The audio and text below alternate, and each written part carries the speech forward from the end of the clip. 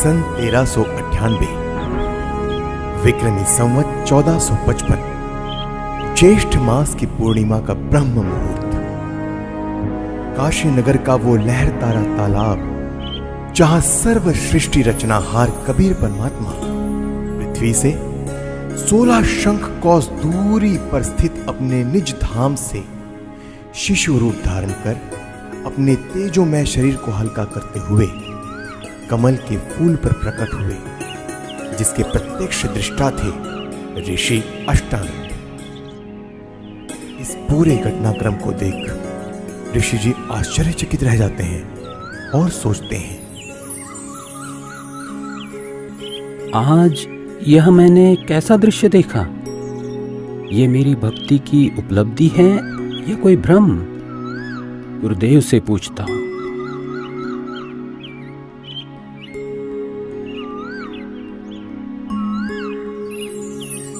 ऋषि अष्टानंद जी के गुरुदेव थे स्वामी रामानंद जी, जो कि विष्णु जी के उपासक थे और वैष्णव धर्म का प्रचार किया करते थे, जिसके लिए उन्होंने 1400 ऋषि शिष्य प्रचारक रूप में भी बना रखे थे।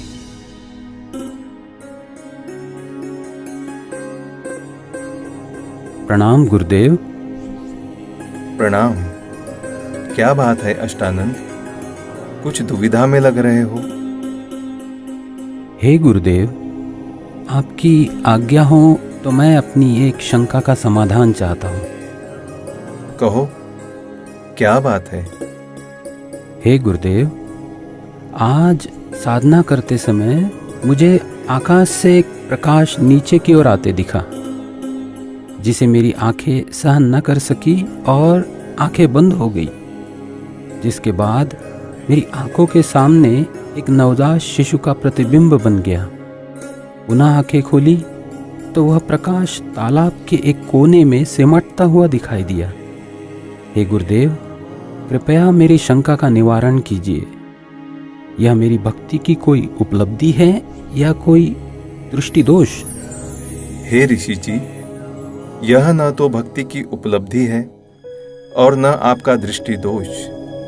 इस प्रकार की घटनाएं उस समय होती है जब ऊपर के लोकों से कोई देव पुरुष पृथ्वी पर अवतार धारण करने के लिए आते हैं और किसी स्त्री के गर्भ में निवास कर फिर बालक रूप धारण करके लीला करते हुए अपना अपेक्षित कार्य पूरा कर जाते हैं। अष्टानंद, कोई देव पुरुष ऊपर के लोकों से आया है। अब वह काशी नगर में किसी के घर जन्म लेकर अपना प्रारब्ध पूरा करेगा। स्वामी रामानंद जी ने अपने ज्ञान आधार से शिष्य अष्टानंद जी की शंका का समाधान किया। स्वामी जी का मानना था कि अवतार मां के गर्भ से ही जन्म लेते हैं, लेकिन स्वामी जी को यह ज्ञान नहीं था कि यहां कोई अवतार गण नहीं, बल्कि स्वयं पूर्ण परमात्मा अवतरित हुए हैं, जो किसी माता के गर्भ से जन्म नहीं लेते। वहीं दूसरी ओर काशी में ही नीरू नीमा नाम के एक मुसलमान जुलाहा दंपति भी रहा करते थे। वैसे तो इसी जन्म में वह ब्राह्मण और ब्राह्मणी थी। नीरू का नाम गौरी शंकर और नीमा का नाम सरस्वती था। उनकी कोई संतान भी नहीं थी। वह भगवान शिव की भक्ति करते थे और शिव पुराण की निस्वार्थ कथा किया करते थे। उनकी इसी निस्वार्थ सेवा और हिंदू धर्म के बढ़ते प्रचार को देख मुस्लिम लोगों द्वारा जबरदस्ती उनको मुसलमान बना दिया गया, जिसके बाद हिंदू धर्म के ही अन्य पंडित ब्राह्मणों ने उनको मुसलमान घोषित कर उनका कथा करना और गंगा दरिया में स्नान आदि करना बंद कर दिया, जिसके बाद नीरू और नीमा रोजाना लहरतारा तालाब पर स्नान करने जाने लगे। भले ही उनको मुसलमान बना दिया गया था, परंतु अब भी भगवान शंकर के प्रति उनकी अटूट श्रद्धा थी। प्रतिदिन की तरह ब्रह्म मुहूर्त में आज भी नीरू और नीमा लहरतारा तालाब पर स्नान करने जा रहे थे। संतान ना होने के कारण नीमा अपने भगवान शिव शंकर जी से रोते रोते हृदय से प्रार्थना करते हुए जा रही थी। हे भगवान शंकर, आपके दरबार में लालों की कमी है। एक लाल मुझे भी देते तो मेरा इस संसार में हिस्सा हो जाता। नीमा, हमारे भाग्य में संतान नहीं है। अगर होती तो भगवान पहले ही दे देते। आप रो मत। ऐसे रो रो कर अपनी आंखें खराब और कर लोगी। हमारा कोई उंगली पकड़ने वाला भी नहीं है इस दुनिया में।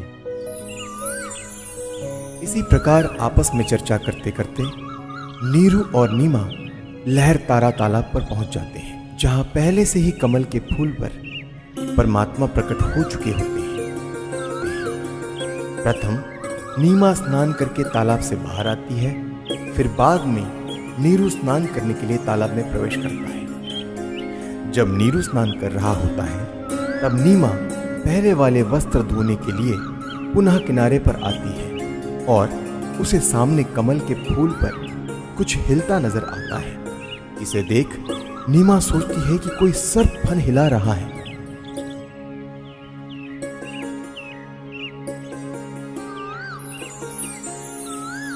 देखना जी, कमल के फूल पर बालक है।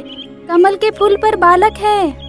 ये तो बच्चे की चाह में बिल्कुल पागल हो गई है। अब तो इसको जल के अंदर भी बच्चे दिखाई देने लग गए हैं। ये शंकर भगवान, इसको सद्बुद्धि दो दाता। देखना जी, देखना जी, कमल के फूल पर बालक है। बस कर नीमा, अब तुझे यहाँ जल में भी बच्चे दिखाई दे रहे हैं। जल में कहाँ से बालक आएगा? हे भगवान!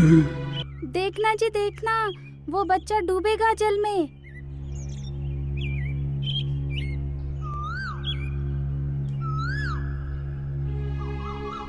यह बालक पता नहीं किसका है।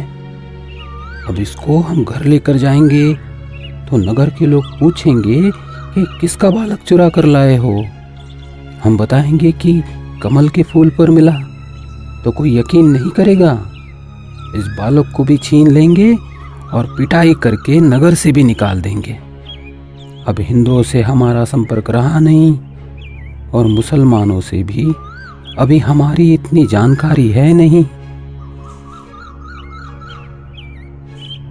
नीमा, इस बालक को यही छोड़ दे, इसी में हमारी भलाई है।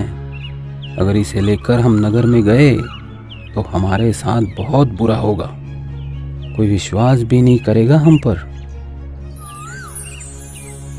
नीरू नीमा को सारी स्थिति से परिचित करवाता है, जिसके बाद नीमा बोलती है, पता नहीं इस बालक ने मुझ पर क्या जादू कर दिया।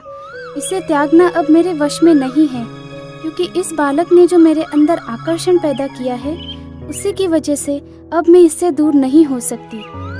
मैं मर सकती हूँ लेकिन इसे नहीं छोड़ सकती। नीमा, तू बहुत जिद्दी हो गई है।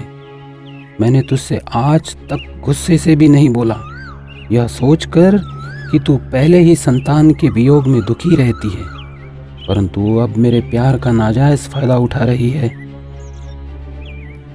देखो जी, आप कुछ भी कहो, लेकिन मैं इस बालक को नहीं छोड़ सकती। नीरू के काफी समझाने के बावजूद भी नीमा नहीं मानती। तब नीरू ने रोते हुए आंखों में आंसू लिए पहली बार नीमा के ऊपर हाथ उठाया और बोला, रख दे इस बालक को यही, नहीं तो तुझे थप्पड़ मारूंगा। नीरू, मैं तुम्हारे लिए ही आया हूँ। मुझे घर ले चलो, तुम्हें कोई कुछ नहीं कहेगा।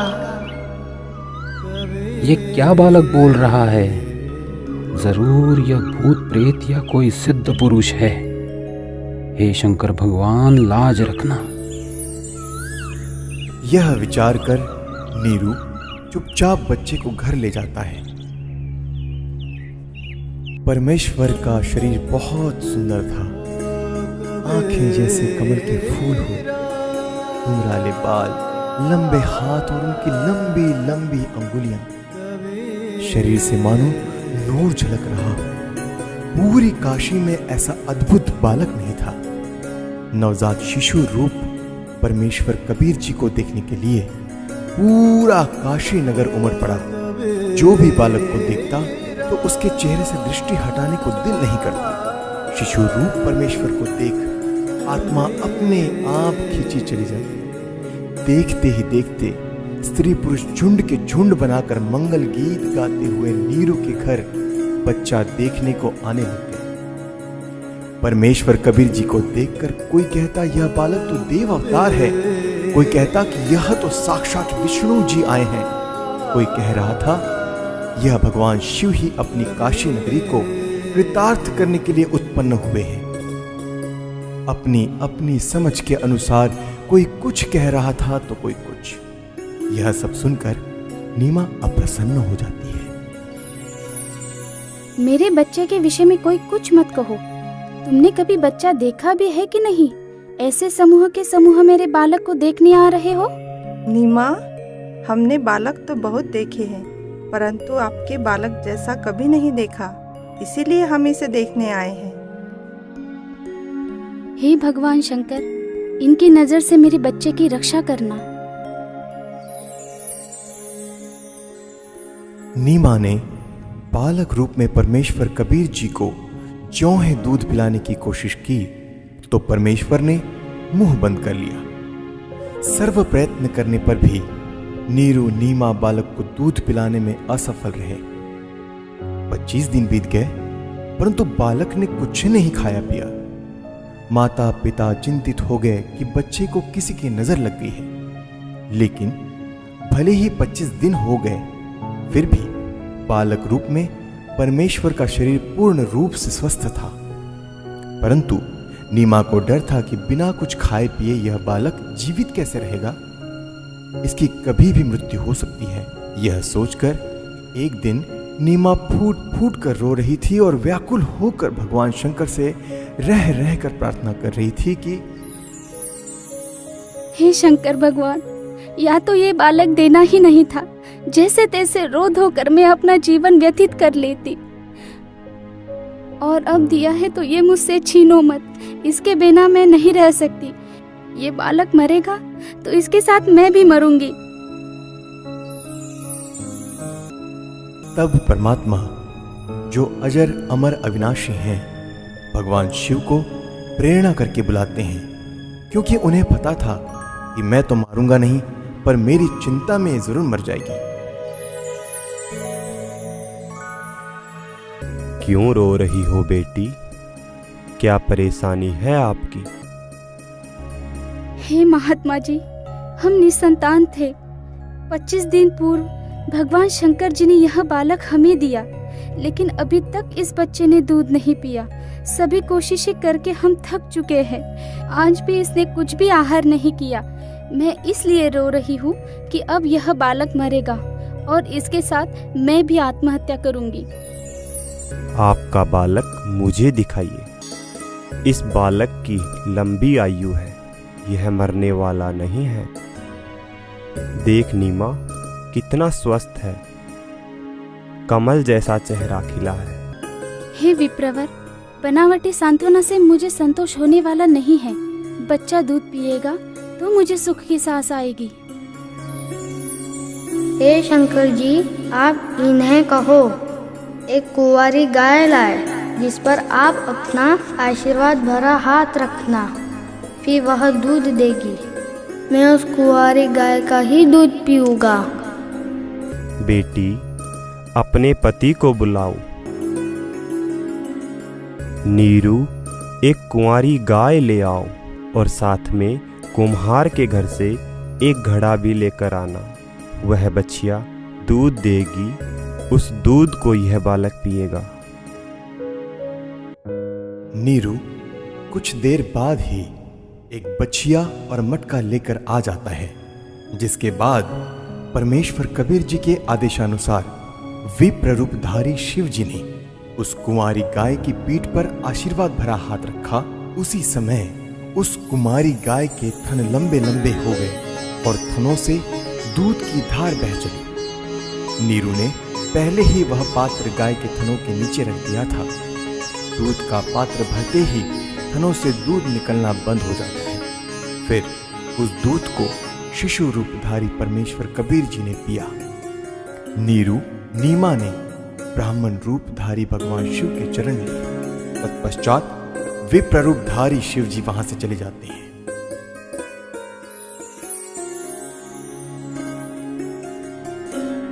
नीरू नीमा पहले हिंदू ब्राह्मणी थे, तो लालचवश ब्राह्मण लोग बालक रूप परमेश्वर का नाम रखने नीरू के घर आते हैं। लेकिन मुसलमानों का दबदबा होने के कारण उनसे हिंदू समाज दबता था।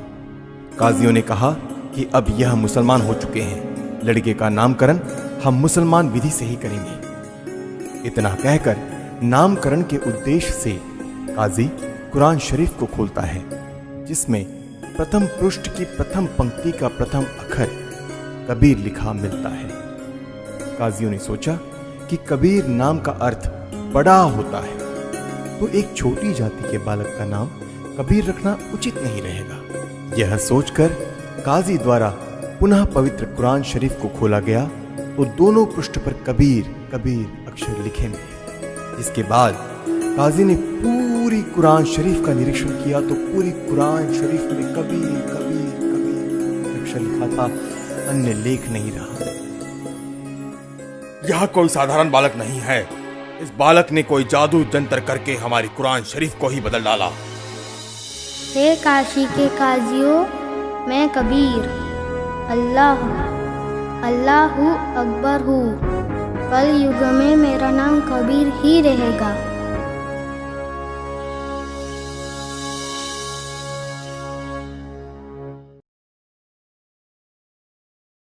ये अनमोल ज्ञान जगत गुरु तत्वदर्शी संत रामपाल जी महाराज के सत्संगों का अंश मात्र है।